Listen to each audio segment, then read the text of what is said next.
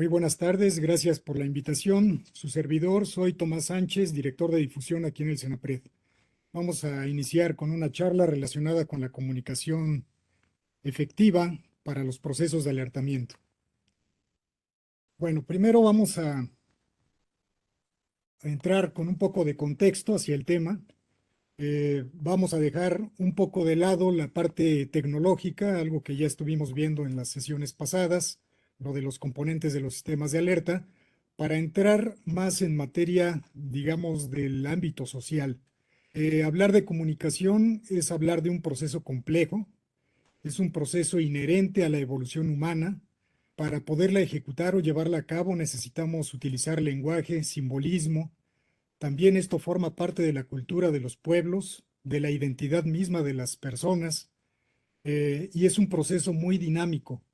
Y entendiéndola como en todo este contexto, pues también hay que identificar varios elementos que la hacen posible. En el esquema del lado derecho de la diapositiva vemos que va más allá de lo que nos enseñaban en las clases de educación básica, de que había un emisor, un receptor y un mensaje en medio. También tenemos otros componentes que gradualmente las ciencias de la comunicación lo han ido estudiando y depurando. Debe de haber una respuesta de quien recibe los mensajes. El receptor después se convierte en emisor porque retroalimenta también el círculo de la comunicación. Hay todo un contexto alrededor de lo que se quiere decir. Hay códigos, digamos, un mensaje se codifica, pero también se decodifica y puede haber ruido en el ambiente que puede alterar, modificar esta comunicación. También podemos decir como unos rasgos muy importantes de esta, digamos, bases conceptuales genéricas de la comunicación, que tiene un elevado potencial este proceso para modificar o reforzar ya sea conocimiento de la población, actitudes y conductas. Por lo tanto, podríamos decir también que persigue diferentes fines o hay campos, digamos, muy específicos. Puede haber una comunicación educativa para sensibilizar también, informativa o persuasiva. Hay diferentes variantes y algo muy importante con lo que cierro esta lámina, esta diapositiva, es que hay tres grandes elementos que condicionan a una comunicación para que ésta sea efectiva. El primero de ellos se está describiendo aquí como la confianza, una confianza entre los interlocutores. Si no existe una confianza o esta confianza se deteriora, pues se rompen los círculos de comunicación o el proceso. También debe de haber una motivación común, por eso dice hay interés, intereses comunes por un fin determinado. Si no hay interés común en las charlas, en los diálogos, en las emisiones de los mensajes del que lo manda y el que lo recibe, se va a perder también mucho del efecto que estamos buscando. Y finalmente, también un tercer elemento que condiciona una comunicación efectiva es un lenguaje común, un lenguaje que se pueda entender desde la fuente que lo emite y la fuente que lo recibe.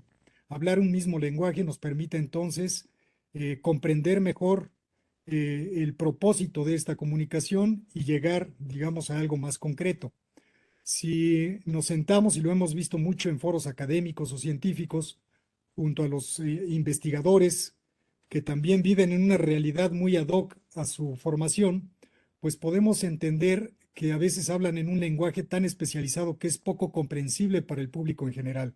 Y cuando hablamos de avisos o alertas, debemos de tomar en cuenta estos componentes y eventualmente también evaluar qué tanta confianza hay entre quien recibe y quien emite el mensaje, si estamos todos en el mismo interés de procurar por la seguridad de la vida humana y si estamos utilizando un lenguaje accesible para que pueda llegar a todos los públicos objetivos.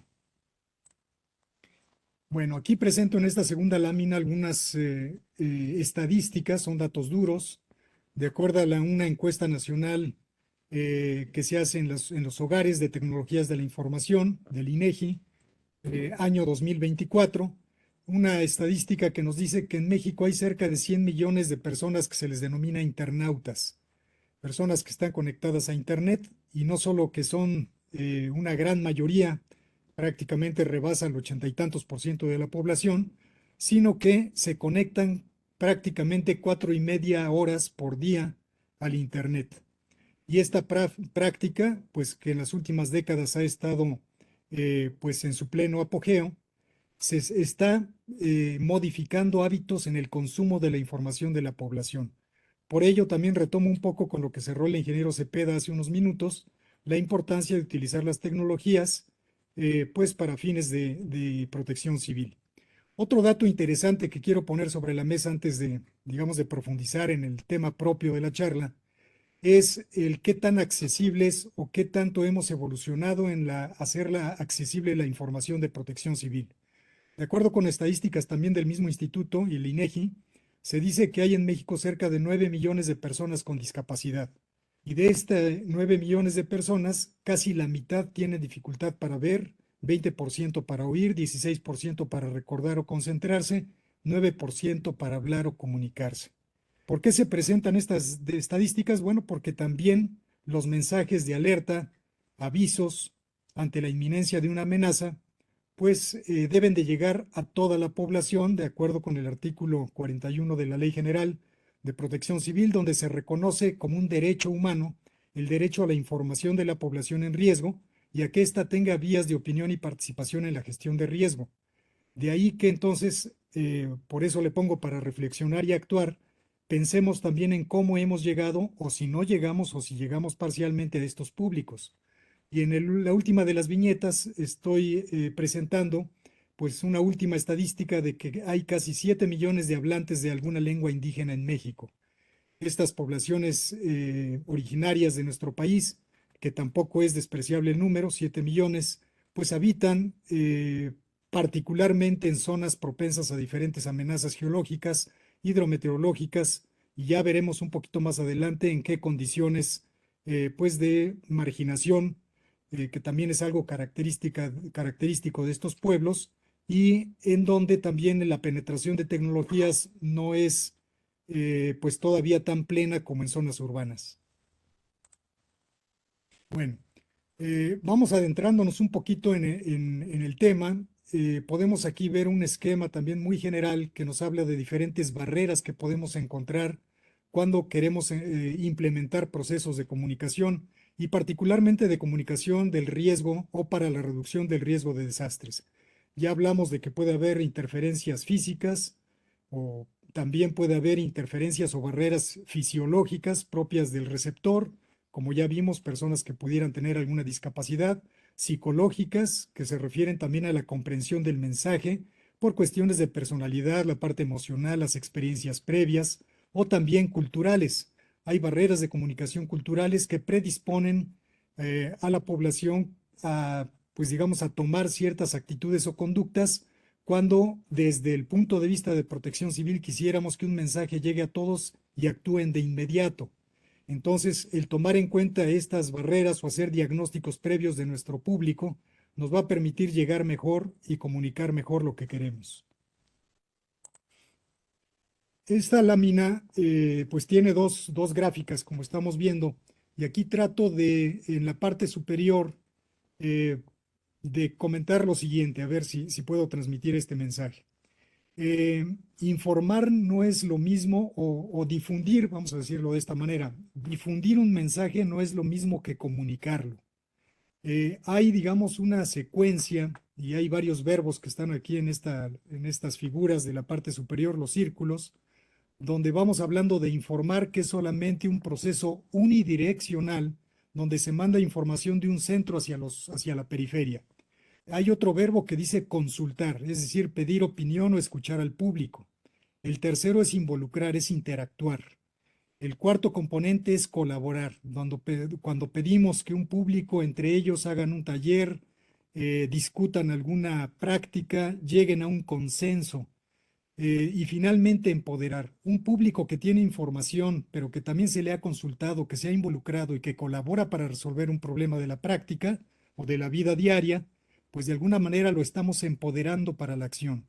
Pensemos entonces en dónde nos quedamos en protección civil. ¿Solamente difundimos información o también pedimos, hacemos consulta, involucramos, colaboramos y finalmente lo deseable es que pudiésemos empoderar a la población con información fiable, oportuna, precisa para que tomen acciones? En la gráfica de la parte inferior izquierda estamos viendo, digamos, un esquema muy utilizado por personas que, se han dedicado a la parte pedagógica, a la enseñanza.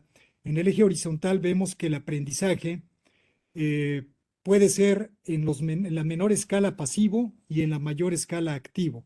Un aprendizaje activo es aquel que nos permite estar de manera dinámica participando en obtener el conocimiento, en crearlo, en construirlo, en descubrirlo.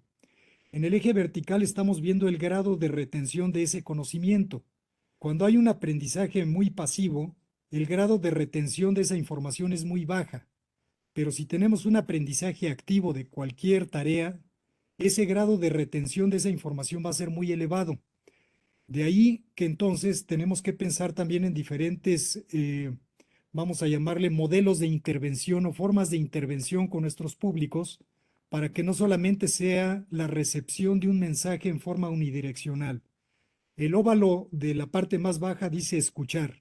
Escuchar es el proceso que ahorita estamos llevando a cabo. Ustedes no están participando, no les estamos haciendo consultas, no están discutiendo entre ustedes, no estamos llegando a un consenso. Solamente están escuchando al ponente, al instructor. De manera que podríamos decir que este aprendizaje hasta este momento es muy pasivo y probablemente el grado de retención de lo que estoy mencionando, comentando, pueda ser bajo. Si a esta presentación le estamos poniendo algunos diagramas, infografías, pósters, esquemas, ya no solo escuchamos, sino también vemos.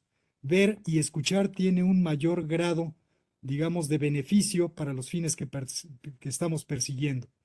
Si además de ello ponemos en práctica un ejercicio, y si no solo eso, sino además lo repetimos varias veces, una aplicación constante, nos va a llevar a los mejores grados de aprendizaje de un conocimiento, a esa habilidad la estamos desarrollando y a que tenga una elevada retención. Esto es lo deseable cuando hablamos de la comunicación también de riesgos. No es solo soltar mucha información, no es solo tener la información a la mano, sino saber qué hacer con ella. Y muchos de los que están escuchando, que son de municipios, de comunidades estatales también o de instituciones, pues a veces nos enfrentamos a esto de que hay mucha apatía de nuestros públicos, no sabemos cómo involucrarlos en los procesos, cómo hacer para que los simulacros que realizamos algunas veces por cumplimiento administrativo, pues modelen perfectamente nuestro comportamiento ante una situación futura de riesgo. Ese es el gran dilema. Dice aquí también en la lámina que solo cuando la población se apropia de la información o la internaliza, podrá involucrarse en su manejo y actuar en consecuencia. Sobre esto quisiera comentar muy brevemente. Hubo hace no mucho tiempo un seminario internacional con el apoyo de algunos profesores del Japón, donde estoy dejando aquí la liga para quienes tengan interés después en consultar en el YouTube del CENAPRED todo el seminario. El profesor Siwa de Japón nos explicaba que en el 2011, si ustedes recuerdan, hubo un gran terremoto de magnitud 9 que generó un tsunami con olas bastante elevadas. En el caso extremo alcanzaron casi los 30 metros de altura en algunas comunidades costeras. Rebasó toda la expectativa, digamos, técnica y científica del Japón, no solo por la magnitud de ese gran temblor, sino por el tsunami tan elevado que después, si recordamos, tuvo impactos severos en sus plantas nucleares y un desastre nuclear en Fukushima. Bueno, este profesor japonés hizo unos estudios en dos escuelas primarias y secundarias para ver cómo les había ido, digamos, en cuanto al comportamiento y la comunicación de riesgos después del sismo y tsunami. Y él comenta en estas, digamos, referencias que hizo de dos escuelas primarias, que en la primera escuela que estudió, todos se salvaron excepto una persona administrativa que se quedó después de que habían evacuado ya los alumnos la escuela. Obviamente reciben en Japón estos alertamientos no solo de sismo, sino también de tsunami, evacuaron oportunamente, fueron hacia la parte alta de una montaña, excepto una persona que se quedó para avisar a los padres de familia que sus hijos ya se habían retirado. Bueno, en esta primera escuela se salvó prácticamente el 100% de la comunidad estudiantil, fallece una sola persona, a la cual se le hace después un memorial, y el esposo, digamos, de esta persona, el viudo, pone una leyenda pues muy simbólica para los japoneses y dice, tú también debiste haber evacuado. Ese es un mensaje fuerte que deja una evidencia también de que ante un evento pues, de gran alcance como un tsunami en una zona altamente sísmica, pues no era para quedarse a avisar a los padres de familia, era para salir también en la evacuación. Caso número 2, platica ese doctor japonés. Una segunda escuela también fue alertada oportunamente. No obstante, aquí murió el 90% de la comunidad estudiantil y docentes incluidos, porque tardaron cerca de 50 minutos en llegar a un consenso si debieran o no de evacuar la escuela. Es decir, en esta segunda escuela, muy lamentable, digamos, estas cifras, tenía que ver con que no habían realizado frecuentemente simulacros de evacuación ante tsunamis. Había cierta justificación porque ellos decían que en el atlas de riesgo de esa localidad, la línea histórica de los tsunamis nunca había llegado hasta el perímetro de la escuela y por eso tardaron tiempo en estar decidiendo si salían o no salían hacia una zona alta. El asunto es de que tardaron 50 minutos, llegó el tsunami y no les dio tiempo ya de salvarse. Bueno, lo comento porque pues es importante no solo tener la información, sino, repito, saber qué hacer con ella. Y voy a tomar un minuto más para comentar de una vez en esta charla que en alguna visita que hicimos a una comunidad costera nos reunimos también con niños y niñas de educación primaria y les decíamos, si estás en la playa y ocurre un sismo muy fuerte, ¿qué es lo primero que debes de hacer? Y los niños prácticamente todos decían, no corro, no grito, no empujo. Esa es una memorización, digamos, automática, que si bien pues ya se la saben, pero no tenían, digamos, no percibían el riesgo del tsunami como tal. Ahí la respuesta es sí, efectivamente siento el sismo. Una vez terminado el sismo, debo evacuar de inmediato hacia una zona elevada. Si es que estoy digamos, muy expuesto por estar en una zona costera. De manera que eso nos refleja también que como no necesariamente lo que aprendemos por memoria lo estamos internalizando para una situación real. Bueno, vamos a pasar a la siguiente, si no nos acabamos el tiempo. Algo interesante también o muy importante de considerar cuando hablamos del riesgo y de la comunicación es cómo percibimos el riesgo, diferentes poblaciones o públicos. Número uno, es común que las autoridades, expertos y población, cada quien perciba de manera distinta un mismo riesgo, ya que cada uno vivimos en realidades diferentes. Recordemos que la realidad, lo que llamamos realidad, lo construimos socialmente. Y para un científico o para una autoridad es muy distinto no solo el lenguaje, sino también el mundo en el que viven. Vamos a decirlo de esta manera. De ahí que tenemos que trabajar cuando hablamos de riesgo en que todos percibamos más o menos de manera uniforme, ¿verdad? Un riesgo y por supuesto un riesgo inminente para tomar acción. Por tanto, en el número 2 dice aquí que hay que conocer muy bien a nuestra población objetivo, debemos de contextualizar las estrategias de comunicación y para ello nos ayuda mucho la investigación social, el hacer encuestas, hacer consultas, platicar con la población para caracterizar cuáles son las principales preocupaciones, qué tanto conocen o desconocen de algún fenómeno, de alguna amenaza, cuáles son sus creencias o prácticas, y con ello identificar sesgos o barreras de comportamiento que nos pueden limitar la respuesta en una situación real. Aquí no me voy a detener demasiado, también da para un buen rato de estar platicando de este tema, pero hace unos años pudimos interactuar en algunos municipios de muy alta marginación del país a través de un proyecto financiado por CONACYT. Salimos a algunas comunidades, pudimos levantar cerca de 1,000 encuestas en municipios de muy alta marginación. Solamente como dato interesante, estos municipios particularmente están ubicados en las entidades de Oaxaca, Chiapas, Guerrero, Veracruz y Puebla. Ellos tienen el mayor número de estos municipios y algo característico de estos municipios en alta marginación o muy alta marginación, no solo es que están expuestos a fenómenos hidrometeorológicos y geológicos, sino que también la población tiene bajos niveles educativos y de ingresos, hay poca accesibilidad a bienes, a servicios, a infraestructura, todavía se habita en construcciones muy precarias, hay debilidades también institucionales y no solo eso, sino también ahí habitan muchos de nuestros pueblos originarios o población indígena. Por tanto, también se habla, pues no solo el español, sino predominantemente en alguna lengua indígena. Al levantar estas 1,000 encuestas, estas son solamente algunos de los resultados.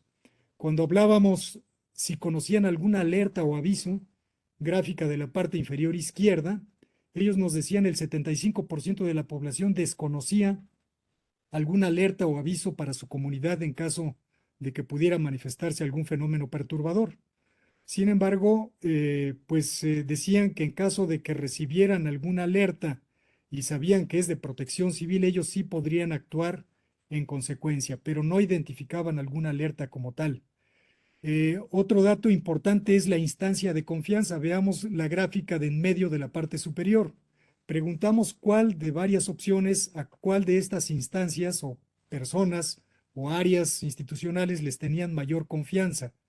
Y Protección Civil salió con el mayor porcentaje, después el gobierno municipal, después el gobierno del estado, después el sacerdote, etcétera, etcétera.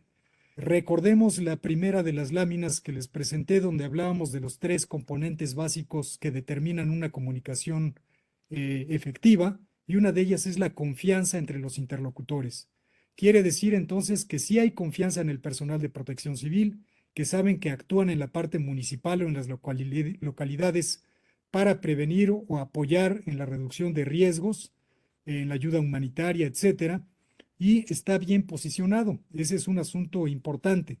No obstante, cuando se pierda la confianza, si se pierde la confianza por algún mal manejo de cualquier tipo o mal desempeño de la función de protección civil, pues eso también va a repercutir en la comunicación del riesgo, en los avisos, alertamientos y en la respuesta de la población. No me voy a detener mucho aquí más. Em, Vamos a seguir para que podamos acabar con la presentación.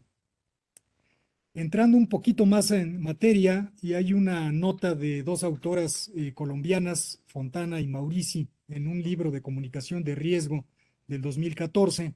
Ellas comentan en su libro que atravesar por una situación de riesgo va a generar incertidumbre.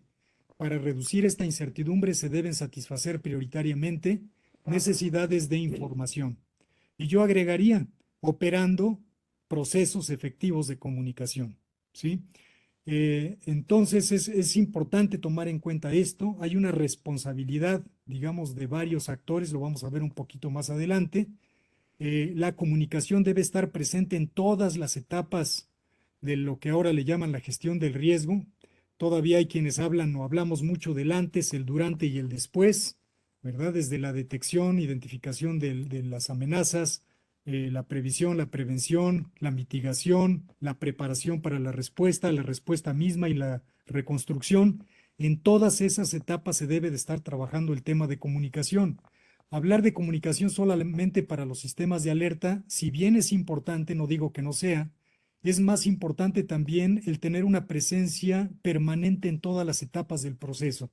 ¿Por qué? Porque seguimos generando confianza y seguimos hablando y posicionando lenguaje y conceptos de protección civil, conductas.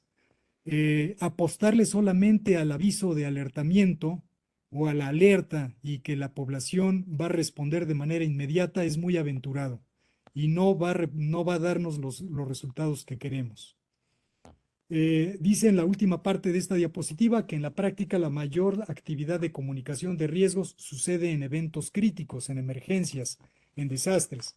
Y yo agregaría también que la mayor atención de los medios de comunicación está en la cobertura de emergencias y desastres, y no necesariamente en la cobertura de la protección civil preventiva o para mitigar riesgos.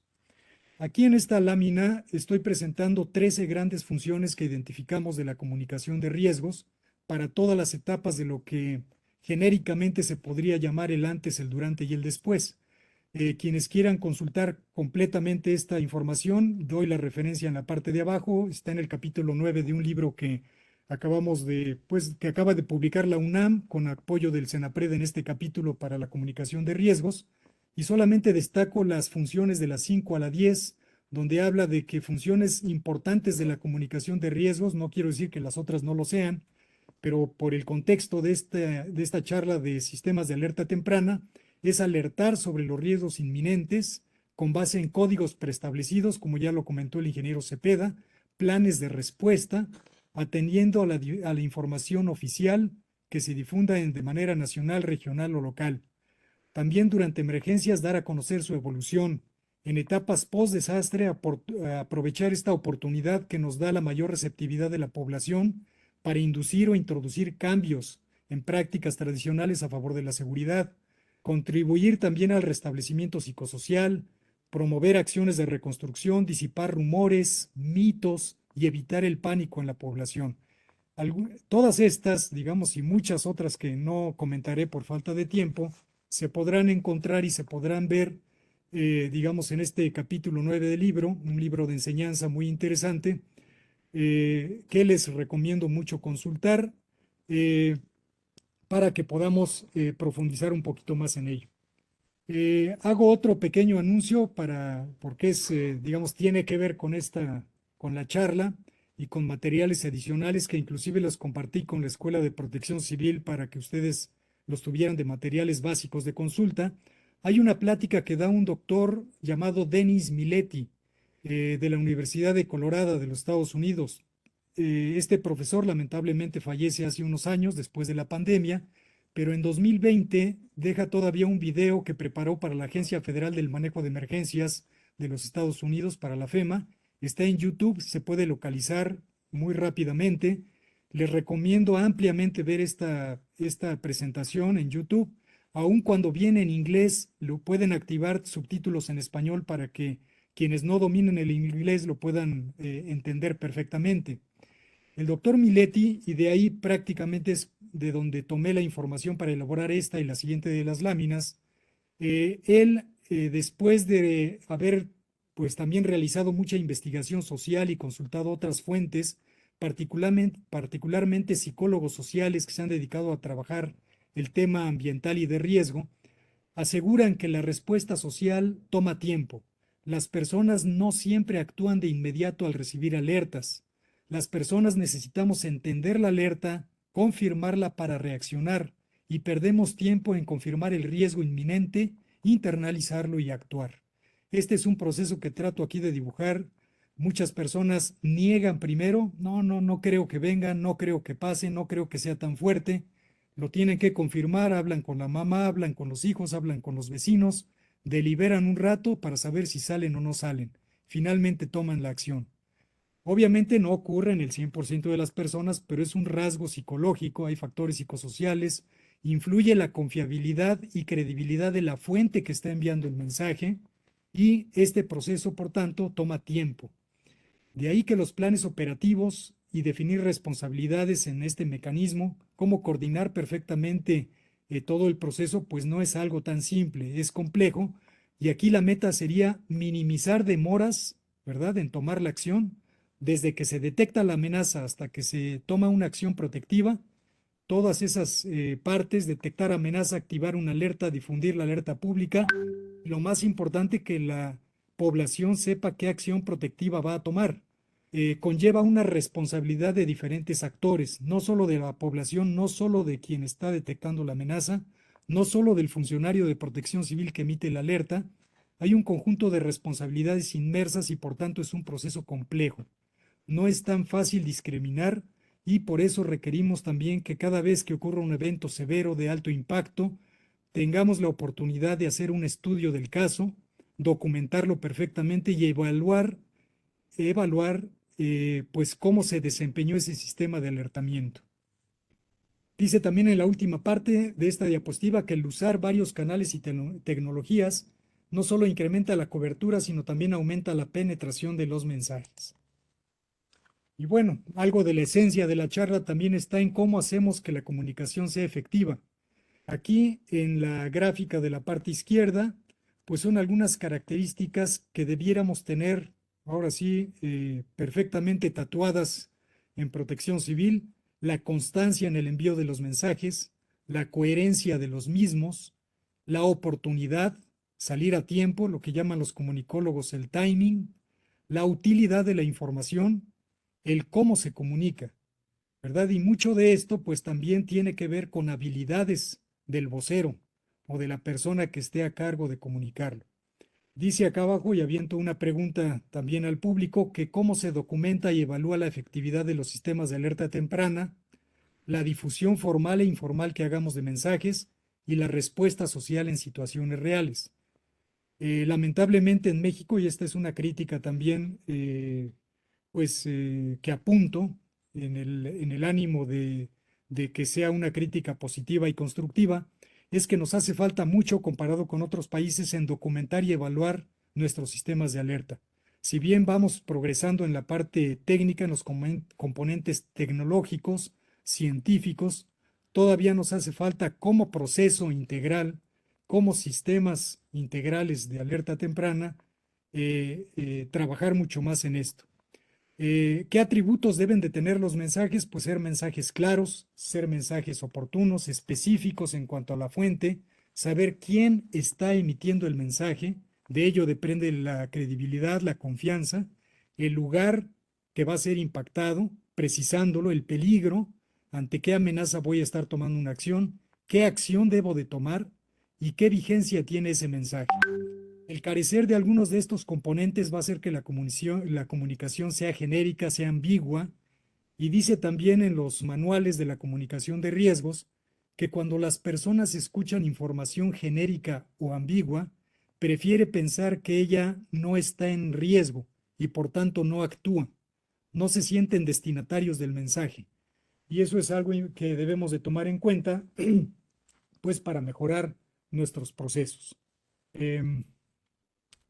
Perdón, voy a aquí también un ejemplo que da inclusive el doctor Miletti, del cual comentábamos hace un minuto en su plática para FEMA, dice que a veces, y él había visto en Estados Unidos, que se dan o se llegaban a dar algunos mensajes tan genéricos como decir, evacúa si estás cerca del río. Y eso es un mensaje completamente genérico. Se debe decir, si estás entre el río y la calle A, dirígete hacia el norte hasta la calle B y ya entonces ya estarás o te pondrás en una zona segura o de menor riesgo.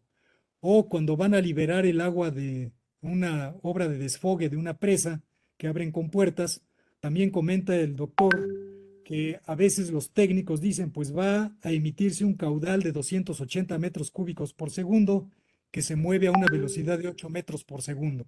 Esa información tan técnica no le dice mucho a la población, pero si les decimos que al aperturar la compuerta de la presa, una corriente de agua de 6 metros de altura se va a mover más rápido de lo que una persona puede correr, entonces le estamos dando, digamos, un mensaje oportuno, claro y específico también de lo que puede suceder y del tamaño, la magnitud del peligro para que actúe en consecuencia. Bueno, no podríamos dejar también o cerrar la charla sin hablar genéricamente de la comunicación digital. Decíamos que hay pues varios millones de internautas, todos traemos quizás ya un teléfono celular consigo. La comunicación digital es una función estratégica en toda organización, también en protección civil. Permite una comunicación prácticamente en tiempo real, bidireccional, rápida. Puede o ayuda, como ya lo vimos en la charla anterior, a difundir alertas, mensajes clave, interactuar con las comunidades. No obstante, también tiene riesgos o hay malas prácticas de la comunicación digital y todos lo hemos visto. Muchas veces hay desinformación, hay datos erróneos que confunden a la población, que dificultan la respuesta. Puede haber noticias falsas que surjan, las famosas fake news, que son contenidos que se crean con fines maliciosos o sensacionalistas para generar pánico, rumores. Estos rumores se generan cuando hay vacíos de información, exposición de datos personales que pueden vulnerar la privacidad y tomar en cuenta que no todas las personas todavía tienen acceso a medios digitales, a eso se le llama la exclusión digital, y por tanto también hay una responsabilidad importante del ciudadano cuando recibimos muchísima información a la que estamos expuestos, particularmente en situaciones de un riesgo inminente, un impacto de un fenómeno, de verificar la fuente de la que nos llegue información antes de compartirla. Periodismo y comunicación, también vale la pena decir que hay un papel importante de los medios informativos. El artículo 13 de la Ley de Protección Civil habla de que los medios forman parte del Sistema Nacional de Protección Civil y que colaborarán con las autoridades orientando y difundiendo oportuna y verazmente información en materia de protección civil. Por tanto, también tienen responsabilidad de ofrecernos información precisa, equilibrada y contextualizada, basada en evidencia científica. Y aquí yo también haría una crítica si todos los medios actúan bajo este, digamos, este marco de referencia. De no ser así, pues también debemos de ser críticos como ciudadanos que recibimos información para saber seleccionar estas fuentes informativas y, por tanto, tener una actuación sustentada en evidencia científica o conocimiento fiable de las instituciones oficiales. Aquí vienen algunos ejemplos, no me detendré en ellos, solamente de cómo se da la cobertura también en emergencias relacionado con alertas tempranas. Hay una pues nota del BBC de Londres, donde en YouTube, digamos, una especie de reportaje periodístico, preguntan si fallaron los sistemas de alerta en las inundaciones de Texas del año pasado. En la jornada recientemente se publica en 2026, en febrero, creo que fue el 13 de febrero, no logro leer muy bien ahí. Dice que California investiga las alertas tardías en vecindarios negros y el fiscal general de California dice que hubo fallecimientos, pero atribuyen mucho al retraso que hubo en las alertas que recibieron estos vecindarios donde pues vivían personas afro. Dice, sabemos que los avisos de evacuación para el vecindario históricamente negro de West Altadena llegaron muchas horas después de que esas mismas advertencias se enviaron al resto de de la población. Y entonces habla de que van a hacer algunas investigaciones para ver si hubo discriminación por raza, edad o discapacidad en la respuesta de la emergencia. Y es un asunto que ya se torna a ver las responsabilidades de que si se alerta o no oportunamente, pero también por otros asuntos, aquí como vemos, de tipo racial o de racismo. Otra nota que habla de que el pueblo de Texas que se salvó de la inundación mortal tenía una ventaja porque había una población que sí tenía una sirena, dado que este alertamiento se dio cerca de las 12, de las 2 o 3 de la mañana. Y bueno, no me voy a detener mucho en ello, vamos a avanzar mejor. Para ir cerrando esta plática del día de hoy, hablemos un poquito de la cultura comunicativa.